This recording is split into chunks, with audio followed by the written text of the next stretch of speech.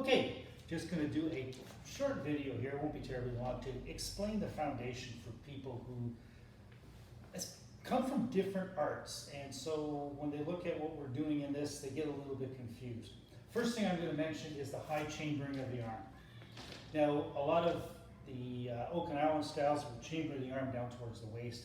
The reason that we chamber the arm high is because we are a hands-on grappling type of an art, and that means that the hands are going to remain high because we're looking at body mechanics versus power, which is one of the reasons for it. Now, that being said, none of the movements are single arm movements.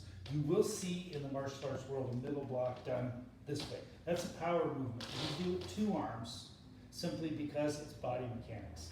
Now, there are three basic stances you have to think about within the beginner's world of Hapkido. The first one is a walking stance, as I lose my balance, or a forward bow. Front knee is bent, shoulders are 2.5 shoulder widths apart. The shoulders are 2.5 shoulder widths apart. The feet are 2.5 shoulder widths apart.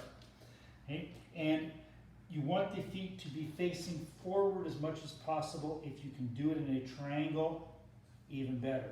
Second stance is what is referred to as an L stance. L stance, about 70% of the weight is on the back leg, 30% on the front leg. There is no Kyusho application for this. It's a bad metal stance. However, mechanically, it is an excellent stance to be using. And Hapkido is concerned primarily, first and foremost, with body mechanics. And the third one, you will encounter within the beginner's course is a horse stance, toes pointed straight forward. This is not a deep stance. Now, the basic moves that you see in most of the kata are the down block, which you notice is two hands, or a low block.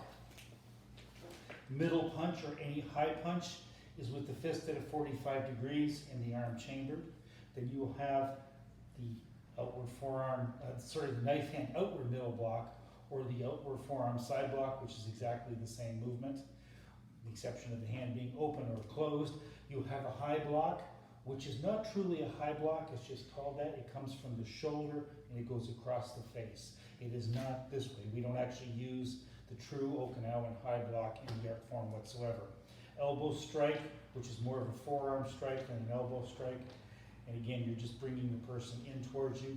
Inward strike block, which is a two-handed, again, everything is two-handed, but it is this way across, and slightly outward. And then you have fingertip thrust this way or fingertip thrust this way. Right? Those are the basic movements. I did cover the middle block, I believe. Yes, I did. Okay, I'm looking to the people watching this as I'm doing this to make sure I've covered everything. And that's really about it for the basic foundation.